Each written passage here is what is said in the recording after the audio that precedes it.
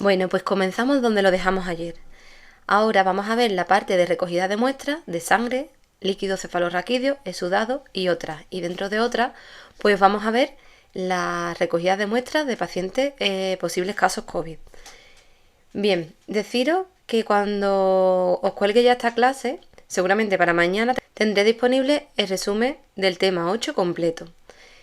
Quien quiera resumen, como os he dicho en otras clases, solamente tenéis que suscribiros al canal y escribirme un mensaje privado en Facebook. Prefiero que lo hagáis así porque si lo hacéis por otras vías es probable que ni siquiera me dé cuenta que me habéis escrito. Tenéis que dejarme vuestro correo en ese mensaje privado que me escribáis en Facebook y yo mañana miércoles, día 1, me pondré a enviar los resúmenes de todas las personas que me lo solicitasteis la semana pasada, ¿vale? Bueno, pues ahora vamos a empezar. En primer lugar vamos a ver la sangre, ¿vale? Bueno, pues ¿qué tenemos que saber sobre la sangre? Mediante el análisis de sangre, ¿qué buscamos? Pues buscamos determinar elementos normales de la sangre y cuantificar los gases sanguíneos, los gases que pueda haber, que haya en la sangre, pues la proporción, la cantidad de gases que haya en la sangre. También investigar en la sangre la presencia de sustancias extrañas. Tenemos que saber cuáles son las propiedades de la sangre para así saber cuándo estamos ante algo normal o cuando algo nos está diciendo que puede haber un problema. Bien, pues el volumen normal de la sangre en mujeres son entre 4,5 y 5,5 litros. A esto se le denomina normovolemia, o sea, esto es lo normal. En hombres estaría en torno a unos 5-6 litros. ¿Pero qué pasa si está por encima del valor normal, o sea, de esos valores que acabamos de ver? Pues que le llamaríamos que este paciente tiene una hipervolemia, tiene más sangre de la que debería. Cuando está por debajo, pues decimos que tiene una hipovolemia, ¿vale? Atención al hiper y al hipo, ¿vale? Hiper más, hipo menos. Si lo que tenemos es un aumento de volumen, estaremos ante una hipersistemia. Y si por el contrario es una disminución del volumen, estaremos en una oligostemia. Y ahora tenemos dos términos más que tenemos que ver, que es la hemoconcentración, que la tenéis aquí, que esto es cuando nos encontramos hipovolemia más hipersistemia, o sea, la segunda y la tercera nos encontramos una cantidad de sangre por debajo del valor normal y sin embargo también nos encontramos un aumento del volumen. Pues a esto le llamamos hemoconcentración. Y cuando nos encontramos una hemodilución, pues por un lado tenemos una hipervolemia más una oligosistemia, ¿vale? Hipervolemia por encima del valor normal y oligostemia, una disminución del volumen.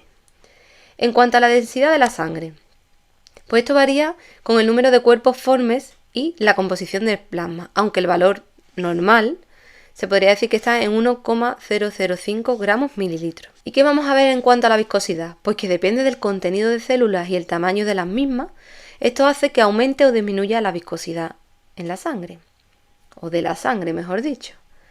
¿Que tenemos más células y el tamaño es más grande? Más viscosa, ¿vale? Otro factor a tener en cuenta. Bien, la temperatura hace disminuir la viscosidad de la sangre.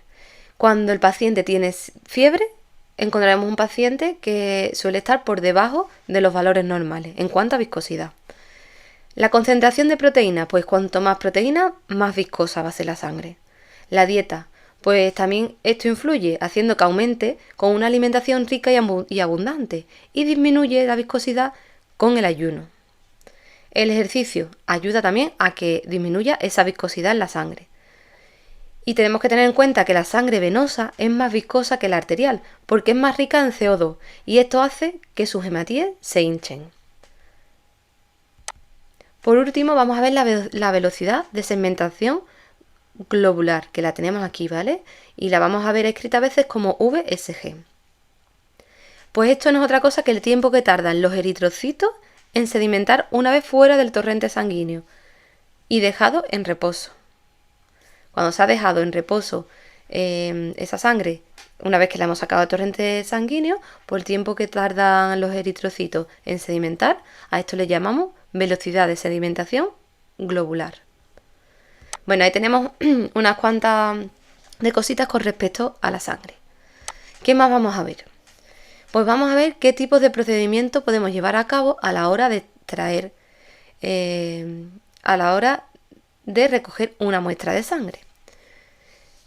Existen, os tengo puesto aquí, 3 tipos de procedimiento: la punción capilar, la punción venosa y la gasometría arterial. En cuanto a punción capilar, esta es cuando se obtiene una pequeña cantidad de sangre de los capilares sanguíneos. La punción es muy superficial y se hace en el pulpejo del dedo, el lóbulo de la oreja o el talón del pie. En bebés o en personas adultas con imposibilidad de obtención de la muestra en otras zonas, como por ejemplo quemado o venas difíciles.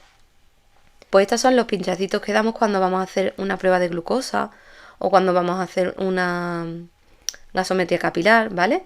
Damos ese pinchadito pequeño y obtenemos la muestra a través de una punción capilar. Es muy útil cuando se requiere muy poca cantidad de sangre y este examen se realiza de la siguiente manera. Primero se limpia la zona con un antiséptico. Se punza la piel del dedo, el talón u otra zona con una aguja afilada o una lanceta. La sangre se puede recoger en una pipeta. Tubo pequeño, que una pipeta es un tubo pequeño de vidrio. En un portaobjetos, sobre una tirilla de examen o en un recipiente pequeño. Se puede colocar un algodón o un vendaje en el sitio de la punción si hay sangrado continuo, ¿vale? Le ponemos un algodoncito, le ponemos un poquito de esparadrapo y le decimos que presione al paciente un poquito por si saliera un poco más de sangre. Esto lo explico así, sin más imágenes y sin más nada, solamente texto, porque estamos preparando unas oposiciones y os interesa coger la mayor cantidad de conceptos posibles para presentaros al examen. Una vez que terminemos el examen, pues me dedicaré a hacer clases en la que, si queréis, pues podréis ver el material que vamos a utilizar para los distintos tipos de pruebas. Pero ahora mismo nos interesa texto, memorizar y el examen lo tenemos a la vuelta de la esquina. Bien, punción venosa. Esta se realiza para la extracción de sangre venosa, como su nombre indica. Esto está claro, ¿no? Las venas más utilizadas para esta punción son: en la mano, la vena cefálica y la basílica; en el brazo, las venas cefálica, basílica, cubital y antebraquial; en la red venosa dorsal del pie también se puede hacer; y en la zona inguinal utilizaremos las venas safena interna y la femoral. Aunque esto es algo que debe saber el personal de enfermería más que el TCAE, porque es el que tiene que realizar la punción, no está de más que nosotros lo sepamos para que podamos colaborar de una manera más eficiente. Así que es muy probable que no salga en el examen, aunque realmente lo que es la extracción no sea de nuestra competencia. La punción arterial es la recolección de sangre. ¿De dónde? Pues claro que sí, de la arteria. Estas muestras se toman principalmente para realizar una gasometría arterial. Algunas veces las punciones arteriales se realizan con el fin de obtener muestras para un hemocultivo o un análisis bioquímico de la sangre. La sangre a menudo se extrae de una arteria en la muñeca y también puede sacarse de una arteria en la parte interior del codo, la ingle u otro sitio. Si la sangre se extrae de la muñeca, el proveedor de atención médica generalmente verifica primero el pulso. Esto es para asegurarse de que la sangre está fluyendo a la mano, desde las arterias principales del antebrazo, ¿vale? ¿De cuáles arterias? Pues de la radial y de la cubital. La recogida de muestras de sangre consiste en la extracción de una pequeña cantidad de sangre de una arteria, vena o capilar. ¿Para qué? Pues para un análisis de laboratorio. Vamos ahora a ver pruebas y protocolos. Pruebas. Pues las más frecuentes son el estudio de un hemograma, bioquímica, y estudio de coagulación, gasometría y hemocultivo. ¿Qué es un hemograma? Pues esta prueba utiliza para cuantificar los diferentes grupos de células de la sangre, como hematíes, leucocitos y plaquetas, otros parámetros relacionados con su cantidad, forma y contenido. Cuando hacemos un hemograma, lo que queremos ver es lo que acabo de deciros, ¿vale? Y cuando el médico pide o solicita una bioquímica, pues esta es usada para determinar cómo están los elementos concentrados en la parte líquida de la sangre, ¿vale? En el suero. En cuanto al estudio de la coagulación, este estudio ayuda a los médicos a evaluar la presencia de una proteína importante para el proceso de coagulación. Un coágulo es una superficie de grumo de sangre que el cuerpo produce para evitar un sangrado excesivo, ¿vale? Esto lo hace para que no se produzcan hemorragias, Pasa que a veces esas coagulaciones pues, pueden ser un poco peligrosas, dependiendo de cómo se den. Otra prueba que también realizaremos en la extracción de sangre es una gasometría. Y esta tiene como objeto medir los valores de gases presentes en la sangre arterial y venosa. Pues esto ayuda a conocer el estado respiratorio del paciente, así también como identificar el estado de los órganos reguladores del organismo, como los pulmones, los riñones y el equilibrio ácido-base. Los elementos que se emiten normalmente son pH, la presión de la presión de O2, la presión de CO2, la concentración de ion bicarbonato, la saturación de O2 y exceso de gases en general. Pues esto es lo que veríamos en la gasometría. Si lo que nos solicitaran es un hemocultivo, pues esto se trata de un estudio microbiológico de la sangre. La muestra se debe recoger lo más cerca posible del pico febril y después de aparecer los primeros síntomas como escalofrío. Es importante que se obtenga la muestra antes de recetarle un tratamiento antibiótico al paciente, porque así sabremos que el antibiótico es el que realmente necesita. Y para la obtención de estas muestras, pues se llevará a cabo unos protocolos. Vamos a ver los protocolos de uno en uno. En primer lugar vamos a ver la punción capilar. El material que vamos a necesitar será la lanceta estéril, desechable o bolígrafo de extracción, algodón o apósito estéril, el material de recogida, portaobjeto, tira de glucemia capilar, heparinizado, el material que vayamos a utilizar para recoger la muestra, y alcohol del 70 al 90%. ¿Cómo se va a recoger esta muestra? Pues el procedimiento, como siempre debemos informar al paciente, colocarnos los guantes desechables y proceder al lavado higiénico de las manos del paciente, enjuagando y secando bien. El lavado higiénico del personal sanitario también es imprescindible. Se colocará los guantes estériles a la persona que vaya a realizar la extracción de muestra. Bueno, esto no lo vais a ver en todos sitios, porque normalmente la extracción de muestras de sangre se hace con unos guantes, sobre todo cuando es una extracción de muestra capilar, se hace con unos guantes desechables normales, pero el procedimiento te dice que, bueno, que después del lavado higiénico por parte del personal sanitario, que es aquel que va a tomar la muestra, pues debe de colocarse unos guantes estériles. Debemos de mantener la mano del paciente por debajo del nivel cardíaco, provocar una hiperemia local frotando la zona de la extracción, ¿vale? Se frotará la zona, se friccionará con un algodón impregnado en alcohol y dejamos secar al aire libre sin soplar. La punción se realizará con rapidez, sin brusquedad y sin comprimir la zona. Dejaremos fluir la sangre espontáneamente y desecharemos la primera gota. Emplear la segunda gota para el análisis. Recoger el equipo y material empleado depositándolo en los contenedores adecuados y dejar acomodado al paciente, lavarse las manos una vez desechados los guantes. Eso en cuanto al procedimiento de la toma de muestra capilar.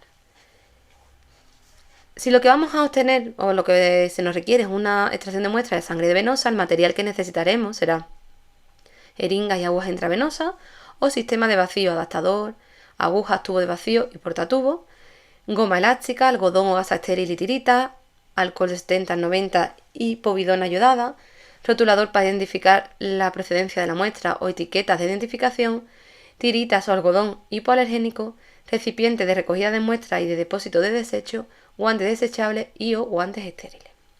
Todo eso es lo que necesitaremos preparar para una extracción de sangre venosa. ¿Y cómo se va a hacer? Pues como siempre hacemos, informaremos al paciente y las condiciones de ayuno de 10 o 12 horas antes de tomar la muestra. Rotularemos los botes o los etiquetaremos si tenemos etiqueta. Acomodaremos en posición adecuada al paciente sentado o tumbado. Realizaremos un lavado higiénico de manos y la colocación de guantes desechables. Lavaremos si es necesario la zona de punción, aclararemos y secaremos. Colocaremos tras el lavado la goma elástica de unos 10 centímetros por encima de la fresura del codo. Si la palpación es aún dificultosa, pediremos al paciente que abra y cierre la mano varias veces y la mantenga cerrada. Después, como dice aquí, el profesional que va a sacar la muestra sanguínea, pues se colocará unos guantes estériles. Ya os digo que esto no lo vais a ver prácticamente en ningún sitio. Yo en ningún sitio que haya trabajado, nadie se ha colocado unos guantes estériles para hacer una extracción de sangre. Pero bueno, aquí está en el protocolo y si nos entra en alguna pregunta podemos por lo menos plantearnos si lo ponemos. Desinfectaremos la zona de punción y dejaremos secar al aire. Realizamos la punción venosa con una inclinación de unos 20 grados, con el bisel hacia arriba y esperaremos a que se llene el cono de la aguja para asegurar la canalización del vaso. Si no se accede al vaso, no manipularemos la aguja, la retiraremos y comenzaremos de nuevo la punción. Cosas que es verdad que tampoco vais a ver. Seguramente vais a ver cómo el personal de enfermería intenta recanalizar esa extracción. Si el sistema no es de extracción al vacío, se aspirará del émbolo lentamente para evitar una hemólisis. Si es de extracción al vacío, puncionar con la aguja adaptada al portatubos e ir cambiando los tubos sujetando el portatubos. Después debemos de quitar la goma elástica antes de retirar la aguja para facilitar el retorno venoso y evitar una hemorragia. Comprimiremos la zona de punción. Colocaremos un algodoncito que apretaremos sobre la zona de punción y le colocaremos encima un poco de esparadrapo pidiéndole al paciente que presione sobre esa zona. Después lo acomodaremos. Depositaremos la sangre en los recipientes de recogida y tras ello recogeremos el equipo y material empleado depositándolo en los contenedores adecuados. Tras esto nos quitaremos los guantes, nos lavaremos las manos y dejaremos acomodado al paciente. Si hay un paciente que camina y se puede ir solo, pues ya el solito se irá. Y ahora tenemos la sangre arterial. Esta es un poquito más difícil de ver en cualquier centro de salud o en cualquier hospital porque son pruebas que no se hacen tan frecuentemente como la de extracción de sangre venosa. ¿Qué material vamos a necesitar? Pues vamos a necesitar una jeringa de gases heparinizada y aguja. La solución anestésica tópica o intradérmica, solución desinfectante, algodón o gasa estéril, alcohol a 70-90%, rotulador o etiqueta de identificación, recipiente de depósito de desecho, recipientes de recogida de muestras, guantes desechables y estériles. El procedimiento, pues informaremos al paciente de la técnica, como siempre. Informarse de la funcionabilidad de la coagulación del paciente. Si existen alteraciones, no se debe realizar esta técnica, porque estaría contraindicada. Se procederá al lavado higiénico de la zona a puncionar. Enjuagar y secar bien. Después colocaremos al paciente en posición adecuada, con la pierna, la mano o el brazo bien sujeto y apoyado debido a la presión que se va a ejercer sobre ellos con la punción. Realizaremos un lavado higiénico del personal sanitario y una colocación de guantes estériles. Asepsia en la zona. Realizaremos la asepsia de la zona, después dejaremos secar al aire libre o con gasas estériles. Aplicaremos o infiltraremos la anestesia.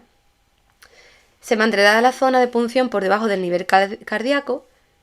Probaremos el émbolo de la aguja varias veces. Habrá que palpar la arteria y sentir su pulso. Esto no son cosas que vamos a hacer como te cae, pero está bien que lo sepamos, que luego nos aparece una pregunta y nos deja descolocados, ¿vale? Inmovilizaremos con los dedos índice y el corazón para fijarla al plano profundo y se punciona con un ángulo adecuado de 90 grados en la arteria femoral, 60 si es humeral y 45 si la arteria es radial. Sobre la superficie de la piel y de forma enérgica y rápida, pero no brusca, hasta que se acceda al vaso sanguíneo y se llene el cono. Si no se accede al vaso, no manipularemos la aguja, sino que intentaremos de nuevo la punción. Se deja fluir la sangre que llena la jeringa, evitando que entre aire. Se retira la aguja, se sella con un tapón de goma y se coloca un apósito estéril en el lugar de la punción. Hay que comprimir fuertemente la zona de punción hasta parar la hemorragia, como unos 5 minutos si la arteria es la humeral o radial y unos 10 minutos si la arteria es femoral. Si la persona padece trastornos de coagulación, se aplicará hielo o una bolsa de arena sobre el apósito estéril.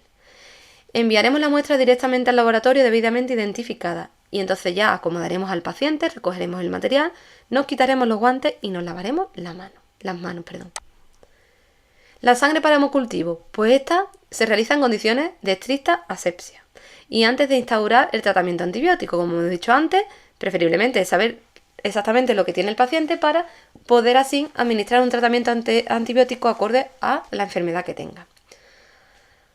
Si no se accede al vaso en el primer intento, es aconsejable utilizar un segundo equipo de extracción. Los volúmenes recomendados son de 1 a 5 mililitros el frasco, esto es para los niños, y de 1 a 10 para los adultos. Si se obtiene la muestra fuera del horario de laboratorio, debe guardarse la muestra en una estufa a 37 grados. Como material para la obtención de esta prueba, vamos a necesitar el frasco de cultivo, una jeringa de 10 mililitros, una aguja intramuscular, un compresor, unos guantes desechables, antisépticos, gafas estériles y etiquetas identificativas.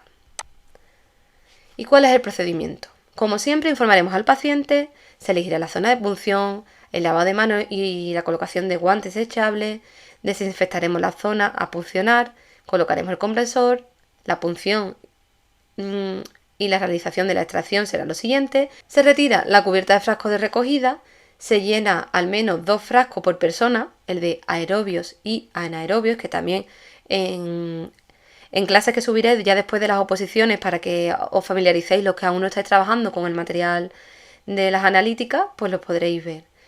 Después homogeneizaremos la sangre con su contenido para evitar formación de coágulos, ¿vale? Lo mezclaremos con cuidadito, moviendo el frasco. Identificaremos la muestra y la enviaremos al laboratorio.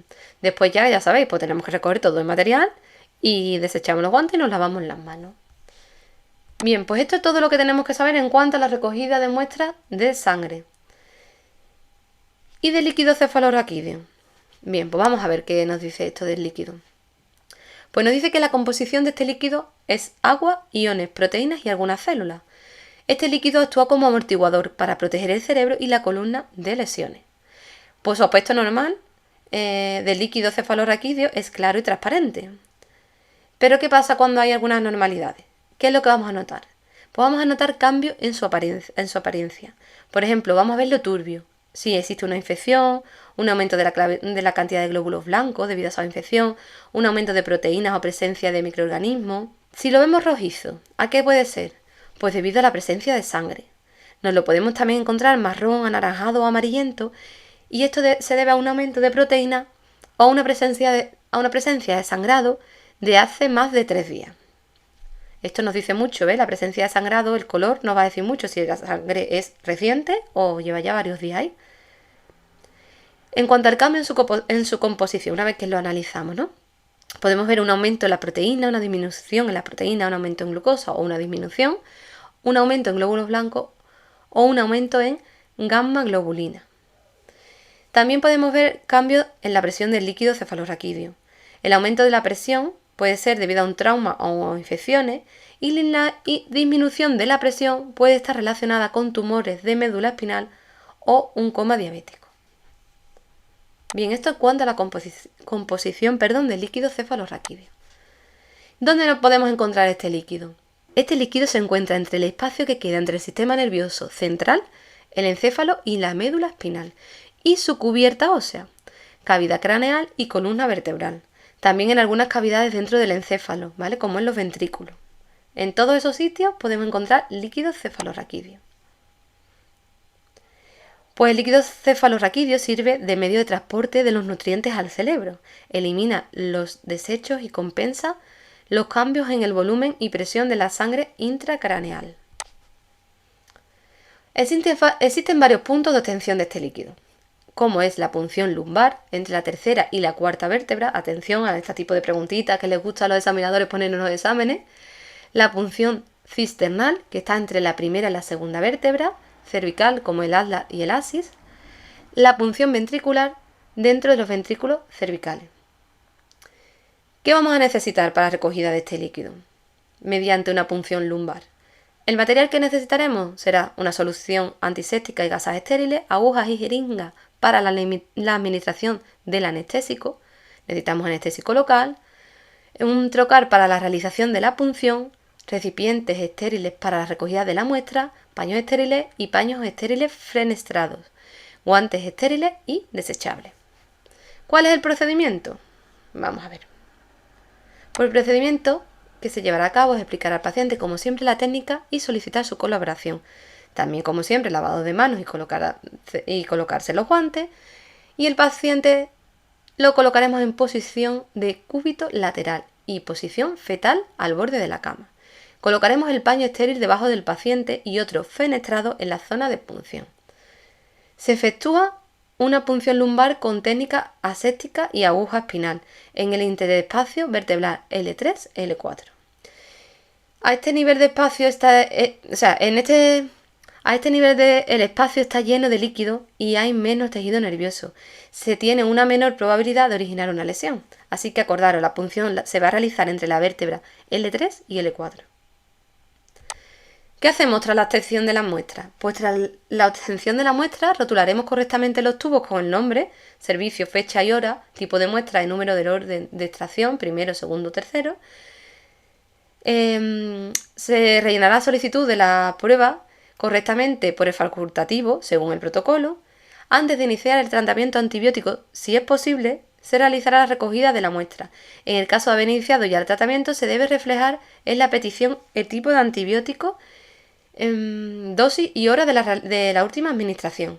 El recipiente empleado para la recogida son 3 tubos de plástico transparente estériles, secos e irrompibles, y también desechables, herméticos con tapón de rosca y capacidad de 10 centilitros. El tubo primero se destinará para el examen bioquímico, el segundo se enviará al servicio de anatomía patológica para el examen citológico y el tercero, necesariamente estéril, se envía al laboratorio de microbiología para realizarle el cultivo y el antiobiograma. El transporte y análisis debe ser rápido. La muestra se puede conservar en frigorífico entre los 35 y 37 grados. Bueno, pues ahí tenéis ya todo lo que teníamos que ver del líquido cefalorraquídeo. Pues nos vamos a ir ahora a los exudados. Esta técnica, ¿vale? La de obtención de los exudados se conoce con el nombre de frotis, con diferentes nombres dependiendo del lugar de obtención de muestras. Puede ser nasal, uretral, vaginal, faríngeo, etc. Vamos por partes. ¿Qué material vamos a necesitar para una obtención de un exudado? Pues necesitamos guantes desechables, agua, solución jabonosa y toalla, solución antiséptica, equipo de cura, apósitos o gasas estériles, tubo de muestra como hisopo bacteriológico y medio de transporte y etiquetas identificativas. ¿Qué procedimiento vamos a realizar? Pues una higiene adecuada de la zona, informaremos y solicitaremos la colaboración del paciente, nos haremos un lavado de manos y nos colocaremos unos guantes desechables y una vez colocada la persona en la posición más adecuada, debemos abrir el tubo y aplicar el escobillón o el hisopo en la zona donde está el exudado, efectuando movimientos circulares suaves para impregnarlo del mismo.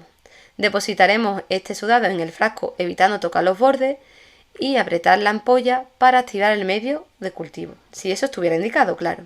Identificaremos la muestra y la llevaremos lo antes posible, nunca más de 2 horas después de la obtención, y no la guardaremos en nevera, la conservaremos a temperatura ambiente. Pues esto es todo lo que debéis de saber en cuanto a los exudados. Pero existen otro montón de tipos de recogidas de muestras. Y claro, todas estas van a ser muestras biológicas. Y vamos a ver qué muestras podemos recoger. Vamos a ver las muestras del aparato respiratorio. Pues podemos recoger muestras de la boca, dependerá del tipo de lesión, ya sean úlceras y muguet. Esto se hará con una torunda en la zona lesionada. En acceso lo haremos con jeringa. Acceso cuando ya está eso supurando, no sé cómo explicarlo, ¿vale? Para que lo entendáis. Está echando así como ya una huilla o algo, ¿no? En la garganta, mediante exudado de garganta, exudado o aspirado de nasofaringe, torunda a través de las fosas nasales hasta nasofaringe. Bien, esta torunda a través de las fosas nasales hasta nasofaringe es la que estamos utilizando para las PCR-COVID, ¿vale? Introduciremos un hisopo fino y flexible del kit específico de toma de muestras respiratorias para virus, y este hisopo lo vamos a introducir por la fosa nasal paralelo al paladar. La introducción primero se hará por la narina hasta alcanzar la rinofaringe y luego por la otra. Debe alcanzar una profundidad igual a la distancia de las fosas nasales hasta la abertura externa de la oreja. Se deja el hisopo en este lugar durante varios segundos para obtener las secreciones y se retira lentamente el hisopo mientras se gira. Se hacen las 2 o 3 rotaciones de unos giros de unos 180 grados, todavía dentro de la nariz, ¿vale? Y se mantiene 5 segundos en contacto con la mucosa. Los hisopos estos se introducen inmediatamente después en los tubos estériles que contengan entre 2,3 mililitros del medio del transporte viral. Lo metemos, lo cerramos y se lleva al laboratorio. Este se debe de conservar en la nevera hasta su envío al mismo, ¿vale? Y si no, lo mandamos directamente al laboratorio. También se puede realizar el tipo de frotis orofaringeo. Este se realiza a muestra con un hisopo más grueso y rígido, en un kit específico también de tomas de muestras respiratorias de virus. Sujetamos la lengua del paciente con un depresor o le pedimos al paciente que nos abra la boca. Se frota con firmeza en la pared posterior de la garganta, la zona de la orofaringe, con el hisopo. Y al frotar obtendremos las células infectadas con el virus. Esto lo meteremos después en el tubo que viene preparado para este tipo de virus. ¿Cómo se hace también esta prueba? Se está realizando actualmente primero por boca y después por nariz, ¿vale? Y en nasofaringe. Así que vamos a encontrarnos seguramente en los exámenes distintas maneras de... O sea, de una de estas maneras que os he explicado lo vamos a ver en los exámenes. Espero que no sean tan mamarrachos ni tan estúpidos de hacernos dudar entre unas y otras. Aquí no hay más vuelta de hoja. La prueba de COVID se coge nasofaringeo desde la nariz y se coge orofaringeo desde la boca. Primero boca, después nariz y por los dos orificios. La he visto hacer millones de veces y seguro que ustedes la habéis visto hacer millones de veces también. Tanto los que estamos trabajando en hospitales o que estáis en centros de salud o en cualquier centro sanitario, o como lo que lo estáis viendo en la tele, que estamos hasta el mismo de verlo cómo se hace. Así que espero que luego no nos lo fastidien mucho y nos pongan algo que por lógica sepamos lo que es. Eso sí, torunda en un bote con líquido o sea, con el líquido de transporte de virus, y tenemos que tenerlo dentro de la nariz o de la boca entre unos 5 o 10 segundos para que coja todas las restos posibles que haya de muestras biológicas cargadas de virus. Se hacen unos giros de 180 grados, que también habéis visto que es cómo se gira ese bastoncillo dentro de la nariz del paciente. Se retira, con mucho cuidado se introduce en el frasco y se cierra, ¿vale? Hasta ahí la obtención de muestras de pacientes COVID, o sea, de PCR, ¿vale?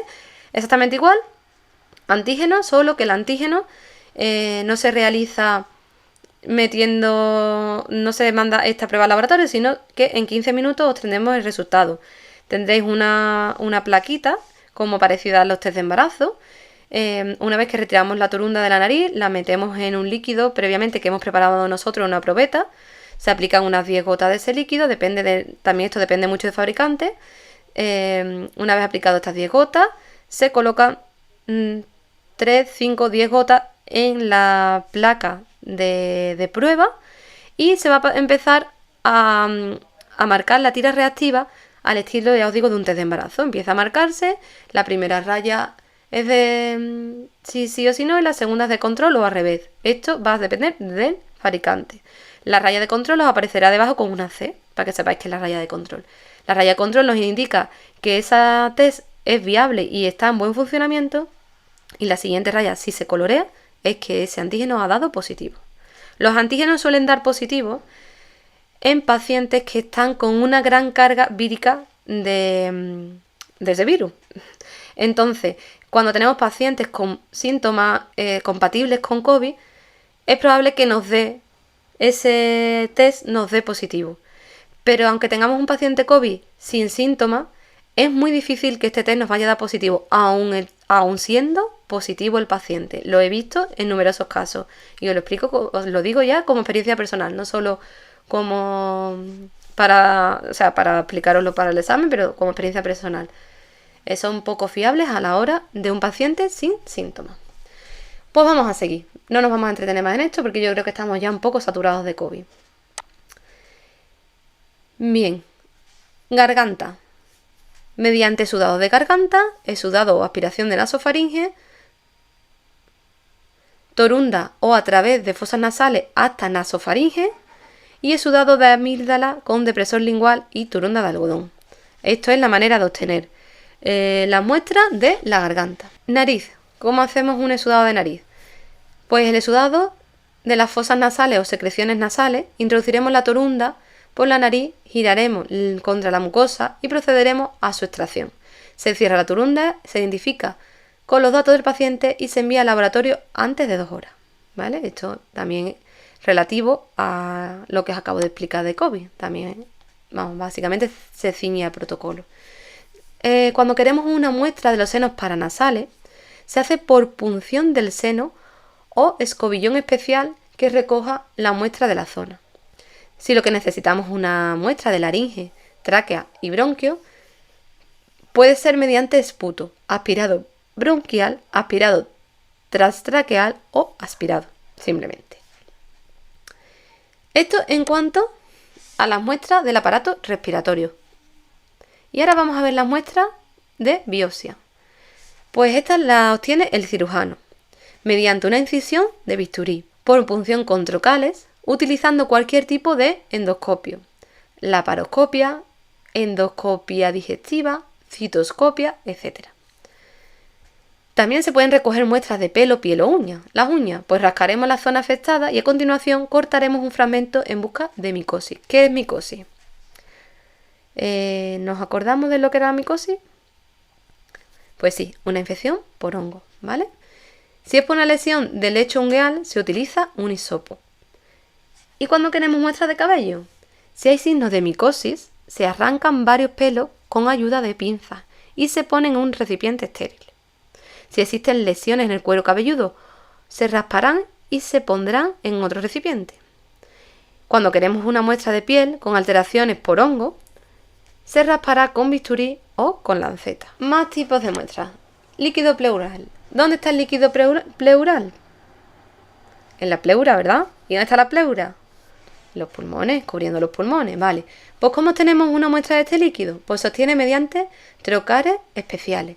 Se busca el diagnóstico de diversas patologías como células tumorales, hemorragias o infecciones. Y vamos con más muestras. Muestras del contenido gástrico y duodenal. Para esta obtención del interior del estómago y del duodeno se precisa el sondaje del paciente. Si lo que queremos es una muestra de líquido seminal, ¿qué es el líquido seminal? Pues sí, de semen. Pues debido a las características de esta recogida, la función del personal sanitario es fundamentalmente educativa. Se informará de las condiciones higiénicas y horarias, preferiblemente a primera hora de la mañana, y se aconsejará la abstinencia sexual de 3 o 4 días previos a la toma de la muestra.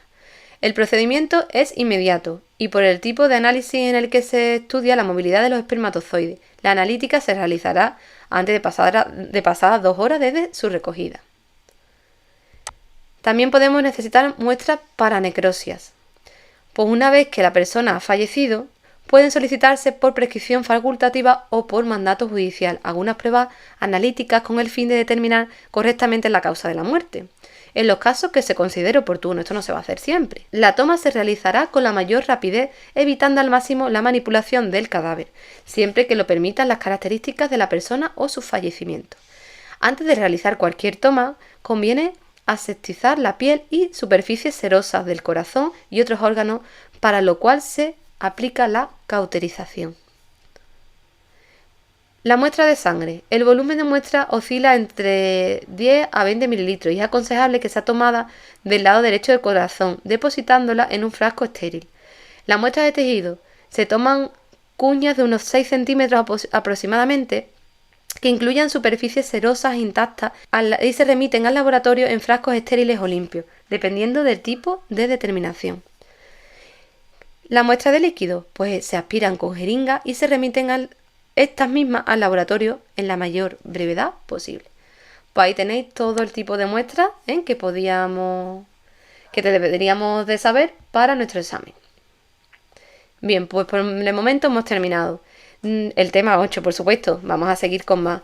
La próxima clase que os quiero subir la Constitución. A ver si lo puedo hacer en esta semana o si me pillamos mal de tiempo, porque ya trabajo ahora, estos días estoy un poco más liada, pues lo mismo lo dejo para la semana que viene. Deciros que tenemos nuestra página en Facebook y tenemos un canal en Spotify, una playlist en Spotify también, con música así un poco relajante, por si os apetece poner horas de fondo para estudiar o para relajaros. En el canal de YouTube también os he dejado un vídeo de casi 1 hora de música relajante, que la verdad que es el que yo utilizo cuando me pongo a estudiar. Que bueno, que me presento con ustedes también. Así que vamos a por todas, ¿eh? Un abrazo muy grande y nos vemos pronto. Mucho ánimo.